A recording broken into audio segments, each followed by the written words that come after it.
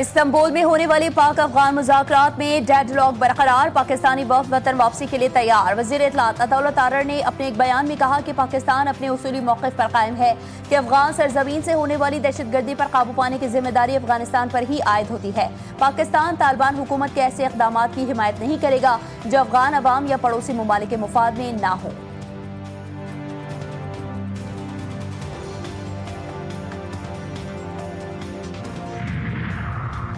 मुजव्विज़ा 27वीं तरमीम पर मुशावरत के लिए वफाकी काबीना का अहम इजलास तलब। काबीना का अहम इजलास कल सुबह 10 बजे वज़ीर-ए-आज़म हाउस में तलब किया गया है।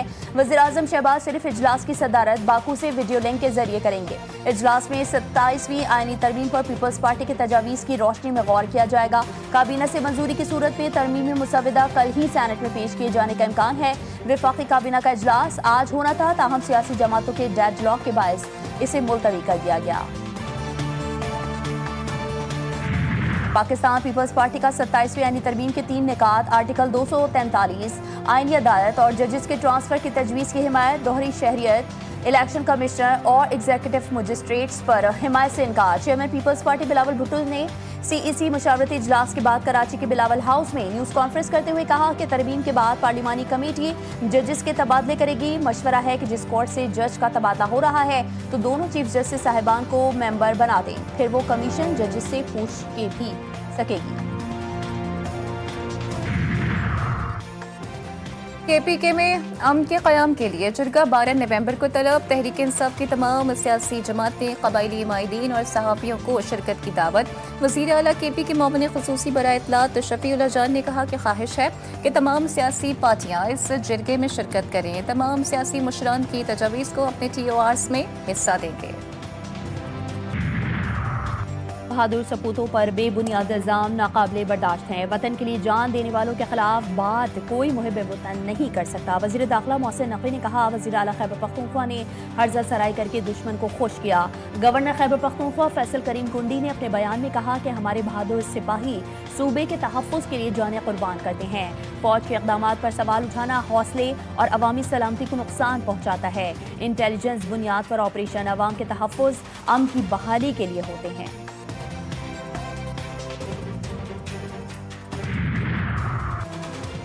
चेयरमैन पाकिस्तान उलमा कौंसिल ताहिर अशरफी की वज़ीर आला KP सुहेल आफरीदी के बयान की शदीद मज़म्मत। कहा, वज़ीर आला KP ने मसाजिद के हवाले से जो गुफ्तगू की वो काबिले अफसोस है। वज़ीर आला का बयान पाकिस्तान के तशख़्ख़ुस को ख़राब करने की कोशिश है। खैबर यूनियन ऑफ जर्नलिस्ट ने बयान में कहा कि शोहदा की कुर्बानियों को सियासी तनाज़ात में घसीटा काबिले मज़म्मत है। शोहदा के लहू और इबादत गाहों के एहतराम पर सवाल उठाना भी अफसोसनाक है। इस्लामाबाद पुलिस के खिलाफ सोशल मीडिया पर मुहिम झूठ पर मबनी करार। वजीर मुमलिकत बराए दाखिला तलाल चौधरी कहते हैं कि जाली वीडियोस के जरिए इस्लामाबाद पुलिस को बदनाम किया जा रहा है। पुरानी वीडियोस को सोशल मीडिया पर ड्रामाई अंदाज में पेश किया जा रहा है। तारिक फजल चौधरी बोले, प्रोपेगेंडा करने वाले अनासिर को बेनकाब करना हमारी जिम्मेदारी है। आज़ाद कश्मीर के शहरियों के साथ नारवा सलूक से मुताल्लिक़ खबरें बेबुनियाद हैं। कश्मीरियों के लिए हमारे जज्बात किसी से ढके छुपे नहीं। सिंध में डेंगू वबा ने मजीद 4 जिंदगियां निगलनी, अमवात की तादाद 20 से तजावुज कर गई। कराची और हैदराबाद में 2 अमवात रिपोर्ट। KPK में डेंगू के केसेस में इजाफा, 410 केसेस सामने आ गए। मजमूई अदाद-ओ-शुमार के मुताबिक KPK में अब तक 5435 केसेस रिपोर्ट हुए। एयरक्राफ्ट इंजीनियर्स की हड़ताल, आज भी 14 परवाजें मनसूख। अब तक 39 परवाजें मनसूख की जा चुकी हैं। परवाजों की ताखीर का दौरानिया 13 घंटे तक जा पहुंचा। एहतजाज में शामिल सोसाइटी ऑफ एयरक्राफ्ट इंजीनियर्स के सदर और सेक्रेटरी जनरल मुलाजमत से बरतरफ कर दिए गए। गैर कानूनी पार्किंग अब कराची में नहीं चलेगी। ट्रैफिक के निज़ाम के बाद पार्किंग का निज़ाम भी ठीक होगा। DIG ट्रैफिक पीर मोहम्मद शाह का कराची में बहुत जल्द रिबॉर्ड मुतारिफ करवाने का ऐलान। वज़ीर-ए-आज़म का तरसीलात ज़र में इजाफे पर बैरून मुल्क मुक़ीम पाकिस्तानियों से इज़हार तशक्कुर। शहबाज शरीफ ने कहा, तरसीलात ज़र में बतदरीज इजाफा ओवरसीज़ पाकिस्तानियों का हुकूमती पॉलिसीज़ पर एतमाद का मजहर है। बैरून मुल्क मुक़ीम पाकिस्तानी खून पसीने की कमाई से मुल्क कौम की खिदमत कर रहे हैं। उबाड़ो में रौनती कच्चे के इलाके में डाकुओं के खिलाफ पुलिस और रेंजर्स का मुश्तरका ऑपरेशन। फायरिंग के तबादले में शर गैंग के 12 डाकू मारे गए।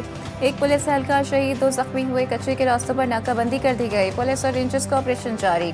एसएसपी गोडकी के मुताबिक जुराइम पेशा अफराद को कानून के मुताबिक सख्त कार्रवाई का सामना करना पड़ेगा। 2 रोज के दौरान अमवात की तादाद 19 हो गई।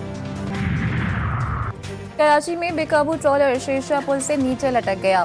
हादसे में कोई जानी नुकसान रिपोर्ट नहीं हुआ। इमदादी टीमें जॉय वक्फा पर पहुंच गई। ट्रॉलर ड्राइवर मामूली जख्मी हो गया।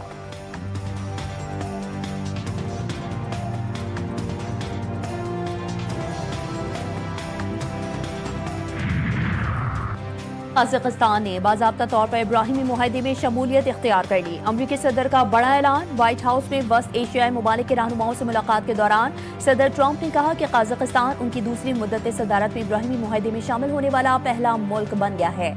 जल्द मजीद ममालिक भी इब्राहिमी मुआहदे में शामिल होंगे, जिससे खत्ते में इस्तेहकाम और तरक्की बढ़ेगी। गजा जंगबंदी मुआहदे के बावजूद इसराइल इमदाद फराहमी की राह में रुकावट। फलस्तीनी अवाम को रिहाइश, खुराक और दीगर जरूरी सामान की शदीद कमी का सामना। अब भी 10,000 से जायद फलस्तीनी मलबे तले दबे हैं, जिन्हें अब मुर्दा तस्वुर किया जा रहा है। ईरान पर इसराइल के इब्तिदाई हमले का इंचार्ज मैं खुद था। अमरीकी सदर डोनाल्ड ट्रंप का बड़ा एतराफ। कहा, कार्रवाई की मुकम्मल निगरानी की।